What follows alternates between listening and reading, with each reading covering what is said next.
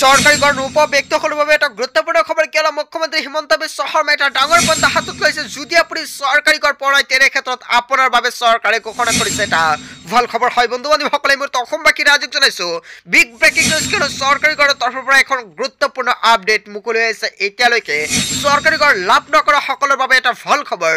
মুখ্যমন্ত্ৰী হিমন্ত বিশ্ব শৰ্মাই নিজ মুখে ঘোষণা কৰিছে। কি ক'লে মুখ্যমন্ত্ৰী হিমন্ত বিশ্ব শৰ্মা ছাৰে সবিশেষ জানক ভিডিঅ'টোৰ জৰিয়তে। এতিয়ালৈকে চৰকাৰী গড় লাভ নকৰা সকলৰ বাবে এটা ভাল খবৰ কিয়নো অসম চৰকাৰে আনিছে নতুন নিয়ম কিয়নো গাঁৱত এটাও এতিয়া কেঁচা গড় নাথাকিব বুলি মন্তব্য কৰিছে অসমৰ মুখ্যমন্ত্ৰী ডক্টৰ হিমন্ত বিশ্ব শৰ্মা। হয় বন্ধু বান্ধৱীসকল, যদি আপুনি চৰকাৰী গড় লাভ কৰা নাই তেনে ক্ষেত্ৰত আপোনাৰ বাবে চৰকাৰে হাতত লৈছে এখন গুৰুত্বপূৰ্ণ সিদ্ধান্ত।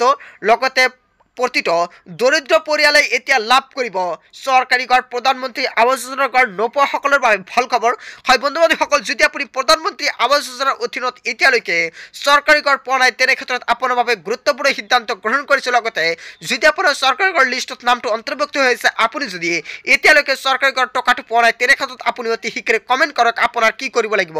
নিশ্চয় আপোনালোকক সম্পূৰ্ণকৈ জনাম আৰু আপুনি কেতিয়া চৰকাৰী গড় টকাটো লাভ কৰিব আৰু নতুন গড় দিব এইবাৰ অসম চৰকাৰ। হয় বন্ধু বান্ধৱীসকল, মুখ্যমন্ত্ৰী আৱাস যোজনা নামৰ আঁচনি অৱশেষত মুকলি কৰিছে অসমৰ মুখ্যমন্ত্ৰী ডক্টৰ হিমন্ত বিশ্ব শৰ্মাই। এই আঁচনিৰ জৰিয়তে PMAY গড় নোপোৱাসকলে পাব মুখ্যমন্ত্ৰী আৱাস যোজনাৰ গড় আৰু এতিয়ালৈকে চৰকাৰী গড় লাভ নকৰা সকলৰ বাবে এটা ভাল খবৰ।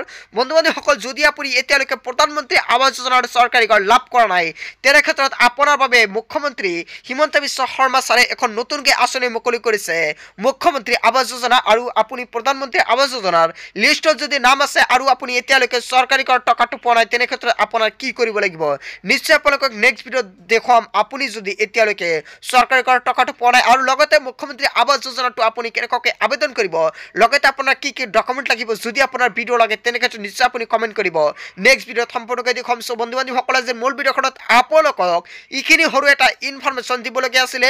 ভিডিঅ'টি ভাল লাগিলে লাইক কমেণ্ট শ্বেয়াৰ কৰিব আৰু যদি এতিয়ালৈকে চেনেলটি ছাবস্ক্ৰাইব কৰা নাই তেন্তে এনেকুৱা নতুন নতুন ইনফৰমেটিভ তথা হেল্পফুল ভিডিঅ' পাবলৈ হ'লে চেনেলটি ছাবস্ক্ৰাইব কৰিবলৈ নাপাহৰিব। চ' থেংক ইউ ফৰ ৱাচিং ফুল ভিডিঅ'।